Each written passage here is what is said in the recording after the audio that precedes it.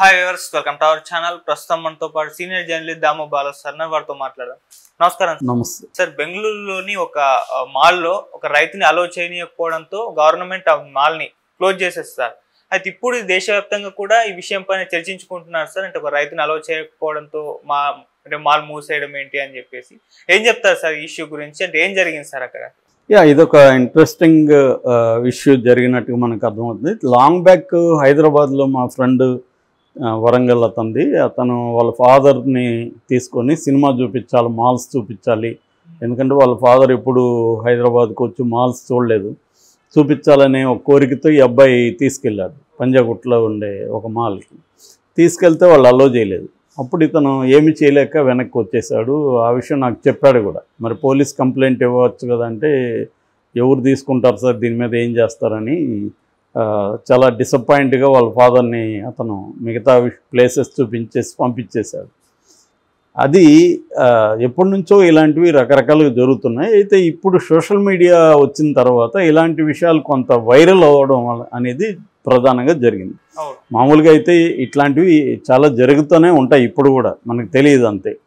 అయితే బెంగళూరులో మొన్న 16వ తేదీ నైట్ ఒక తండ్రి కొడుకు, తండ్రి పేరు ఫకీరప్ప, వాళ్ళది హవేరి అనే ఒక జిల్లా కర్ణాటకలో, కొడుకు పేరు నాగరాజు, ఇద్దరూ ఒక సినిమాకి టికెట్లు తీసుకున్నారు.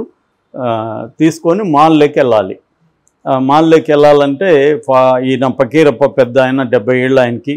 ఆయన మామూలుగా రూరల్గా పంచకట్టుతో వెళ్ళాడు. వెళ్తే అక్కడ సెక్యూరిటీ ఆపేశారు. ఇట్లా పంచకట్టుతో వస్తే మేము అలో చేయం, మాకు రూల్స్ ఉన్నాయని చెప్పారు. కొడుకు వాళ్ళతో వాదనకు దిగాడు. పంచకట్టు అయితే ఏమి, పంచ డ్రెస్ కాదా, సాక్షాత్తు మన ముఖ్యమంత్రి కట్టుకొని ఉన్నాడు కదా పంచకట్టు అని చెప్పాడు. అయినా కూడా వాళ్ళు ఒప్పుకోలేదు. చివరికి సూపర్వైజర్ని పిలిపించారు. సూపర్వైజర్ కూడా సారీ సార్, మాకు రూల్స్ ఒప్పుకోవు అని ఆయన కూడా చెప్పేశాడు. దాంతో వేరే మార్గం లేకుండా కొడుకు బయటకు వచ్చి అక్కడ ఎవరో ఉంటే వాళ్ళతో సరే ఒక వీడియో తీయండి, మాకు అన్యాయం జరిగిందని చెప్పి తీయించాడు. ఆ వీడియోలో కొడుకు తండ్రి మాట్లాడారు ఇలాగ. దాంతో కొంత అక్కడ జనం గుమికూడారు. వాళ్ళు కూడా వీడియోలు తీసుకున్నారు వీళ్ళ మాటలంతా. ఇలాగ ఒక రైతు వచ్చి టికెట్ తీసుకొని వస్తే పంచి ఉందనే కారణంతో చేయలేదు. సాక్షాత్తు సిద్ధరామయ్య పంచి కట్టుకొని ఉన్నాడు సీఎం. మరి అదే పంచ ఒక రైతు కట్టుకొని వెళ్తే తీయలేదు. ఇప్పటికిప్పుడు ప్యాంట్ వేసుకొని ఎక్కడ రైతు పోతాడు అని చెప్పాడు. ఆ రైతు కూడా నాకు 5 మంది పిల్లలు, 5 మందిని నేను బాగా చదివించాను, అందరూ బాగా ఉద్యోగాలు చేసుకుంటున్నారు.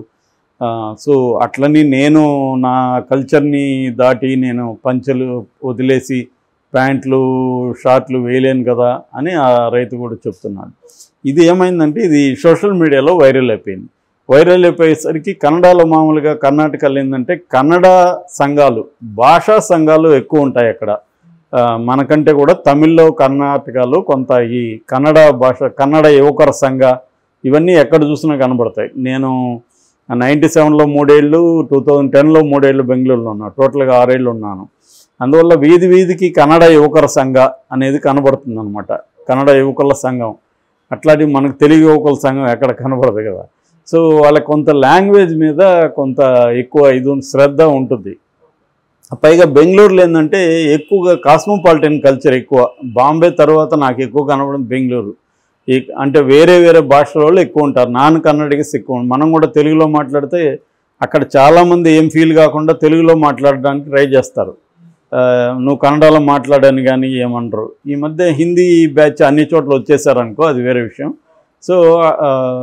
సో అలాగా బెంగళూరులో కాస్మోపాలిటన్ కల్చర్ ఉంటుంది. కాకపోతే ఈ మధ్యకాలంలో కొంత భాషకు సంబంధించిన ఆందోళనలు పెరిగాయి. బోర్డులు కన్నడలో పెట్టాలని ఎయిర్పోర్ట్లో కూడా ఈ మధ్య కన్నడలో పెట్టారు. తర్వాత కన్నడిగలకి ఉద్యోగాలు కార్పొరేట్ సంస్థలు ఇవ్వాలని ఒక నివేదిక కూడా వచ్చింది. సరోజిని మహిషి అనే ఒక ఆమె నివేదిక సమర్పించారు. ఆ సమర్పణ ప్రకారం కార్పొరేట్ దీంట్లో 70% నాన్ మేనేజ్మెంట్ కోటాలో, మేనేజ్మెంట్ కోటాలో 50% ఉద్యోగాలు కన్నడిగలకు మాత్రం ఇవ్వాలని, దాని మీద కార్పొరేట్ సంస్థలు తీవ్ర వ్యతిరేకత తెలియజేస్తున్నాం. ముఖ్యంగా ఐటీ సంస్థలు, మేము ఈ కండిషన్ ప్రకారం అయితే మేము క్వాలిటీ ఇవ్వలేము, మేము దివాలా తీసుకోవాలి, మేము వేరే రాష్ట్రాలకు వెళ్ళిపోతామని దాంతో వెనక్కి తగ్గింది ప్రభుత్వం. సో ఇది జరుగుతుంది ఆడ ఎప్పటి నుంచో. అంటే కన్నడకు సంబంధించిన చైతన్యం అంటారు కదా, అది బలంగా ఉంది.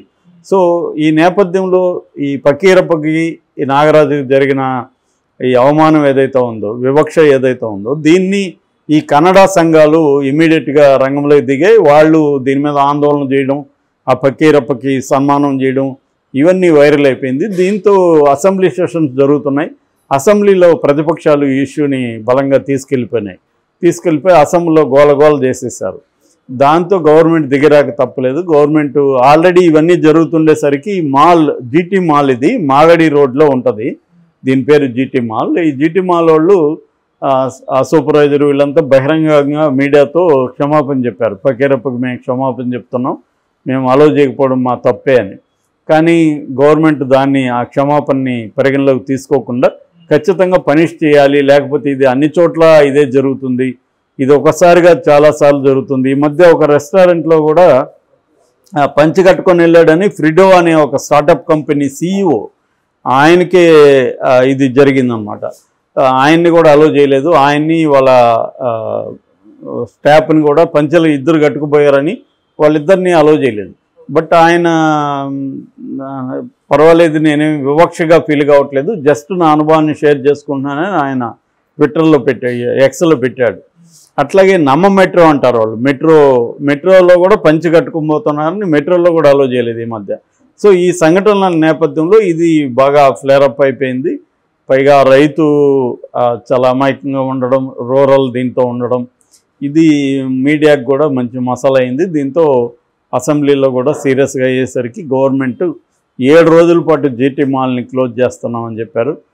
వాళ్ళు కూడా, జీటీ వాళ్ళు కూడా దీనివల్ల ఏమైనా ఆందోళన జరుగుతాయేమో, మన మాల్ మీద దాడులు జరుగుతాయని భయంతో వాళ్ళు కూడా మూసేయడమే కరెక్ట్ అని వాళ్ళు కూడా కొద్ది రోజులు మూసేద్దామని వాళ్ళు కూడా నిర్ణయం తీసుకున్నారు ఆల్రెడీ.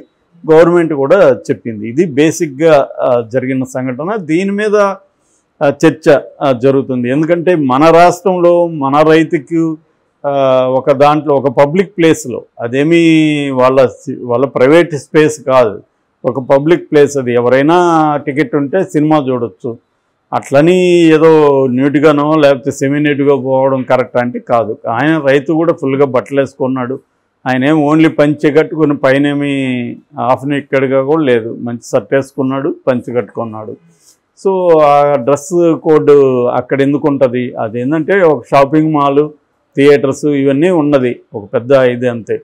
కాకపోతే ఏంటంటే మన దేశంలో ప్రాబ్లం ఏంటంటే వివక్ష అనేది, మోడర్నిటీ వచ్చి కార్పొరేట్ కల్చర్ వచ్చినా కూడా వివక్ష కావచ్చు, అంటరానితనం కావచ్చు, ఇంకా కూడా అనేక చోట్లయితే బలంగానే ఉంది. యాంటీ ముస్లిం ఇది కానీ, నిన్న కూడా ఎవరో ఒక NRI హైదరాబాద్లో తన ఇల్లు ముస్లింలకి ఇస్తుంటే అపార్ట్మెంట్లో అబ్జెక్ట్ చేస్తున్నారని వాపోతూ పెట్టాడు. అంటే ముస్లింలకి ఇవ్వద్దండి అని. అంటే అటువంటి ఒక యాంటీ ముస్లిం ట్రెండ్ బీజేపీ గవర్నమెంట్లో పెరిగింది. అది కూడా వివక్షే కదా, ఆయన ఇష్టం, ఆయనకి ఊరికన్నా ఇవ్వచ్చు. వాళ్ళ వల్ల ఏమైనా ఇబ్బందులు ఉంటే అపార్ట్మెంట్ వాళ్ళు చెప్పచ్చు, కానీ ఫలానికి మతాలకి ఇవ్వద్దని వాళ్ళు ఎలా కండిషన్లు పెడతారు? నేను బాంబేలో ఇది ఎప్పుడో చూశాను, చాలా అపార్ట్మెంట్లు ముస్లింకి మేము ఇవ్వమని బోర్డులు కూడా పెట్టి ఉంటాయి, వాళ్ళు ఇవ్వరు కూడా. ఎందుకంటే అక్కడ ఇవ్వాలంటే దానికి ప్రతిదానికి ఒక సొసైటీ ఉంటుంది, ఆ సొసైటీ ఒప్పుకుంటేనే రెంట్కి ఇవ్వాలి, నీ ఇష్టం వచ్చిన వాళ్ళకి ఇవ్వడానికి లేదు. ఈవెన్ పోలీస్ స్టేషన్లో కూడా రెంట్కి చేరే వాళ్ళు ఒక ఫామ్ ఫిలప్ చేసి సైన్ చేసి రావాలి. అటువంటి కండిషన్ ముంబైలో ఎప్పటి నుంచో ఉన్నాయి. ఇట్లా రాను ఏంటంటే ఒక కొత్త రకమైన వివక్ష నగరాల్లో కూడా వ్యాపిస్తుంది. అపార్థైడ్ కల్చర్ అంటారు వెస్ట్లో. అందుకనే ఇప్పుడు ఒకే కులం వాళ్ళంతా ఒక అపార్ట్మెంట్లో రూములు, ఇల్లు తీసుకోవడం, కట్టుకోవడం, ఒకే ఏరియాలో వాళ్ళు విల్లాలు కట్టుకోవడం, ఒకే కులం వాళ్ళు, ఇలా కూడా కులాల వారిగా కూడా ఒకప్పుడు ఎట్లాగైతే గ్రామాలు ఉన్నాయో నగరాల్లో కూడా కొన్ని ఏరియాలు కులాల వారిగా విడిపోయి కొన్ని అపార్ట్మెంట్లు కులాలు, ఆ కులం వాళ్ళే అక్కడ ఉండడం, ఇలాగా జరగడం అనేది బాగా పెరిగింది. దళితులకి, ముస్లింలకి చాలా చోట్ల ఇవ్వలేదు. దాని మీద స్కైబాబు అనే ఒక ముస్లిం రైటర్ కూడా వెజిటేరియన్స్ ఓన్లీ అనే కథ కూడా రాశాడు. అంటే వెజిటేరియన్స్కే అని బోర్డు పెడుతుంటారనమాట. సో ఇంకా విజయవాడ కల్చర్లో కూడా మనకు కనబడతాయి. ఇంకా వెళ్తే నేను ఏపీసెల్స్ ఉన్నప్పుడు చిత్తూరు జిల్లాలో టీ షాపులంతా కూడా సపరేట్గా సత్తు గ్లాస్ అనేవాళ్ళు, అల్యూమినియం గ్లాస్, అది ఒక దారానికి కట్టి పెడతారు. దళితుడు వస్తే దాంట్లో టీనో కాఫీ పైనుంచి ఇలా పోస్తే అతను తాగి దాన్ని కడిగి మళ్ళీ అక్కడ పెట్టాలి. ఈ కల్చర్కు వ్యతిరేకంగా కూడా అనేక పోరాటాలు జరిగాయి. అంటే వివక్ష అనేది రకరకాల పద్ధతిలో కంటిన్యూ అవుతుంది.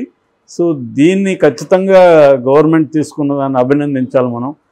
వాళ్ళకి ఆ పనిష్మెంట్ ఇవ్వడం కరెక్టే. ఎందుకంటే ఒక రైతుని అలో చేయకపోతే ఇంకా ఆ మాల్ని ఎందుకు సహించాలి ఎవరైనా కూడా. ఖచ్చితంగా ఆ రైతు పోయి సినిమా చూడడం వల్ల ఎవరికేమి నష్టం జరుగుతుంది? ఆయన పంచి కట్టుకోవడం వల్ల పిచ్చి పిచ్చి డ్రెస్సులంతా వేసుకొని సినిమాలకు వస్తున్నారు, మనం చూస్తున్నాము.